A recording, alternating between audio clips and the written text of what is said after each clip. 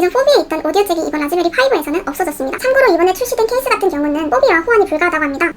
이 정도면 업그레이드가 아닐까 싶습니다.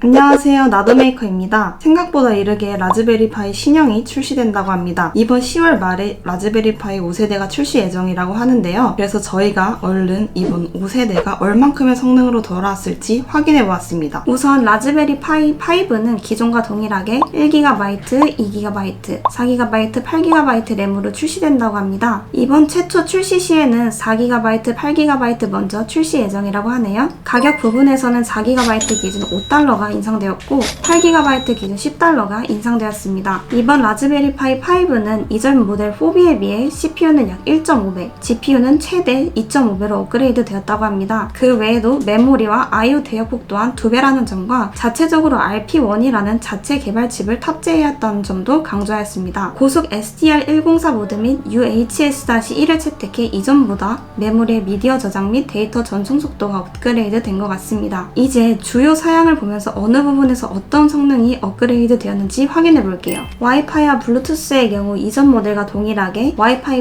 5, 블루투스 5.0을 지원한다고 합니다. 이더넷 같은 경우도 이전 모델과 동일합니다. 이때 별도의 해줄 추가에 PoE 플러스 M.2도 지원이 된다고 합니다. 뒤에도 말씀드리겠지만 이번 라즈베리 파이 5가 나오면서 관련 전용 제품들이 많이 나오는 것으로 보이는데요. 이게 장점일지 단점이 될지는 뒤에서 같이 확인해보면 좋을 것 같습니다. USB 포트의 경우 2.0 버전 2개의 포트와 3.0 버전 2개의 포트로 이전 모델과 동일한 폼팩터를 가지고 있습니다. 그런데 하나 주요 차이점은 USB 3.0 버전 2개의 포트가 5기가 BPS로 동시에 작동하는 것입니다. 라즈베리 파이에서 오디오 잭을 사용하시던 분들에게는 좋지 않은 소식이 있는데요. 기존 4B에 있던 오디오 잭이 이번 라즈베리 5에서는 없어졌습니다. 이유는 공간 제약 때문이라고 합니다. 오디오 잭을 사용하시려면 별도로 USB형 또는 팻 형태의 오디오 제품을 연결해서 사용하셔야 됩니다. 이전에 없었던 기능이 추가되었어요. 바로 PCI가 새롭게 추가되었으며 그리고 한 가지 더 추가된 기능으로는 UART 커넥터가 추가되었습니다. 이전에는 GPIO 핀에 따로 추가해 이 기능을 사용했다면 이번 라즈베리 파이 5에서는 UART 커넥터가 추가되어 편하게 이용이 가능해졌습니다. 또한 이것은 듀얼 4랜, MIPI CSI 및 DSI 포트를 제공합니다. 기존에는 보통 단일로 카메라나 디스플레이 연결만 가능했다면 이번 라즈베리 파이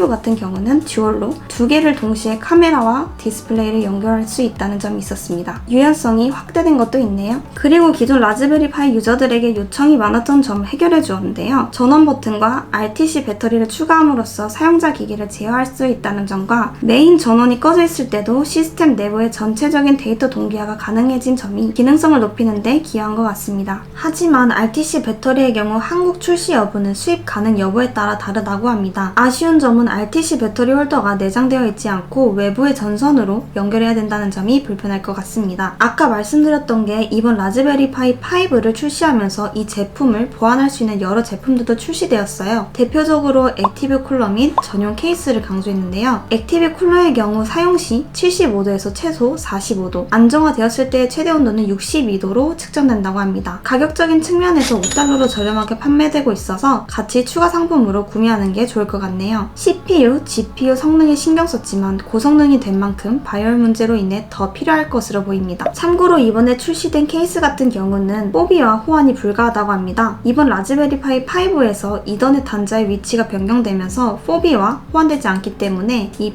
5 전용 케이스라는 점 참고해 주시면 좋을 것 같습니다. 추가적으로 쿨링팬의 경우 팬 컨트롤 단자가 있어 온도에 따라 PWM 제어가 가능하다고 하네요. 또한 디스플레이 및 카메라 연결을 위한 전용 5 케이블을 구매해 주셔야 합니다. 기존 15핀 피치에서 이번에는 22핀 피치로 변경되었다고 하네요.